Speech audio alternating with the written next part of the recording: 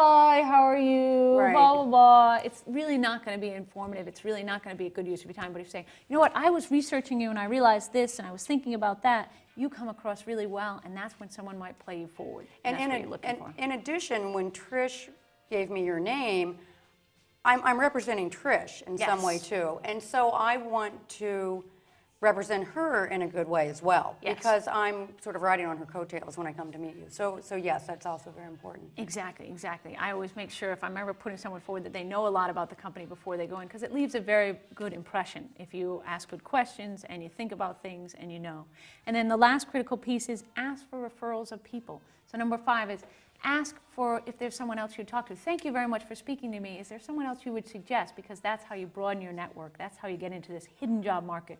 Absolutely. Very few jobs are actually listed in the newspaper or on the web. There's a whole, if you think of an iceberg, there's a whole nother layer underneath the water, and that's how you get to the jobs, is networking. Absolutely. I agree with all of that 100%. That is very critical. So as you get out and network people, tell us kind of about some of the things. You reached out to professional networks as well. So you set up your LinkedIn profile. Then I did my LinkedIn profile. I did the professional networks. Another thing I do as an aside is the Boston Business Journal. Terrific. Which is a great way to stay connected with people, to follow what companies are doing. You can very easily look inside and see if there's a company you're targeting. Maybe there's somebody you know.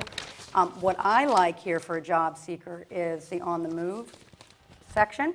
You can see who's hiring. In fact, I interviewed for that job right there. Wow. I didn't get it, but there's the guy who did. Good for him. Wow. So anyway, this is also really valuable, as is another thing that I used is the Book of Lists. And when you're trying to get in to meet people for an informational interview, you can target companies that you're interested in this way. You can look at the fastest growing companies, and if you're really proactive and you could network in and meet someone, you could reach out to them and ask maybe down the line if they might have a position.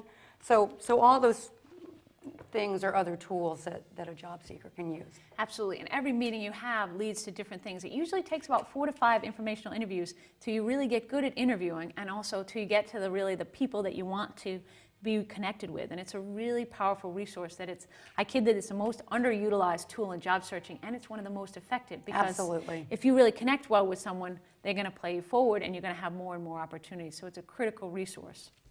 In using this tool, it is a powerful tool, but there's some things we need to keep in mind not to do. So I think this brings us to the top 5 don'ts. Yes. And I think it's funny, I'm a very positive person. We know how important that is, but I think it's critical to know what not to do, because you don't want to put yourself in a bad light or in a position where it really isn't where you want to be. Number 1 is don't ask for a job. That's right, because if you ask for a job and they don't have one, then you've lost your opportunity. Right, shuts down the conversation. People go, oh, I don't have a job, okay, see you later. And that's not what you want. That's right. What you want is an opportunity for a conversation. Yes. And you want to either explore the company, maybe explore what they do if you're thinking of a career change.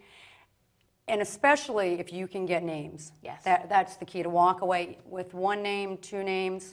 More is great, whatever it is, but that's the point. Don't ask for a job. That would be number 1. If you remember nothing from the show, don't ask for a job, because every conversation leads to another conversation. It's expanding your network. But what you do is if you ask that one question, it shuts down the conversation, and then people won't give you names because they'll say, oh, they're not hiring.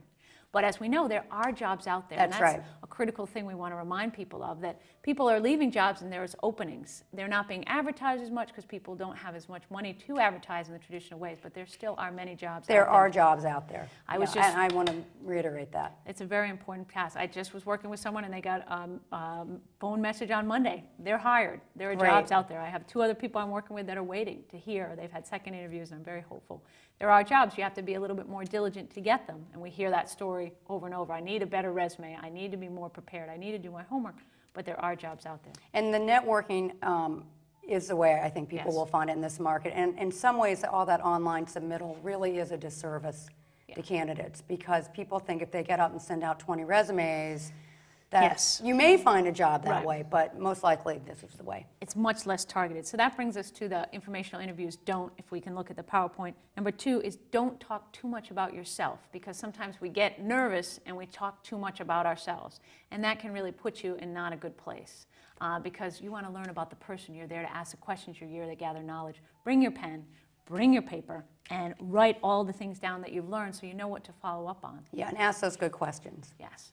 And number 3 would be don't be negative, because that's very critical, and you could speak to that. That is really a critical one. And as a job seeker, but also when I was on the recruiting side, it's very heartbreaking when someone comes in and they're not presenting themselves in the best light, when they're talking about their past and how angry they are. Yes. And if you're angry, let it go before you start getting out Right. there and doing all that networking, because you really want your best positive foot forward, your big smile on your Yes. face. You want to shine. Yeah. And that way you will continue to get those names. Right. You need to deal with it. I'm part of a networking group, and we go every week, and people give each other leads, and they say, you know what, I really love being part of the group because someone has a new idea or a new challenge, and we could all sit there and be like, it's tough being a job developer, it's challenging work, I'm not sure, but that won't get anyone anywhere. It's like, well, what are we thinking? What other companies could we approach? Could we change our approach? How could we do this better, further? And ideas come up, and people get jobs. So it's how Positive. you approach. The positive energy really goes forward in a great way. Another number 4 tip would be don't focus on the past. And that really speaks to what you just spoke about, is don't say what I haven't done, how things are going. Got to move forward.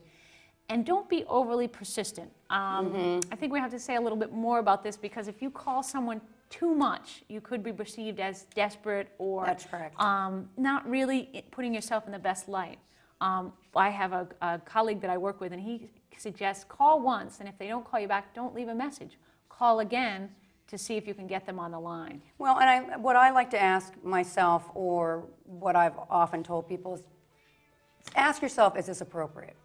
And if it feels like maybe it's not, then trust your instincts, but absolutely do not badger people. It really is not presenting yourself in a positive way. Right, so you want to put yourself in the best positive light and check in with people, but do not call more than once a week. Leave good times for people to call you back. Always leave your number. And always say thank you. Every time you meet with someone, that would be a critical do as well. Yes. To think about how you thank people for the opportunities. So I'd like to talk about next, you have a kind of a quirky story that you turned around in a wonderful networking light. Can you tell us about that? Sure. So another aspect of LinkedIn, which I like, is you can join groups, and then you can get updates from the groups. You can see where people are moving and all that good stuff. So there was a group that I was very interested in joining, and because I have a business development background, I thought this will be right up my alley. So I joined the group. And I got an email from the leader of the group saying, I'm confused because I don't really see what you're up to these days. And I told him I was a job seeker. And so what he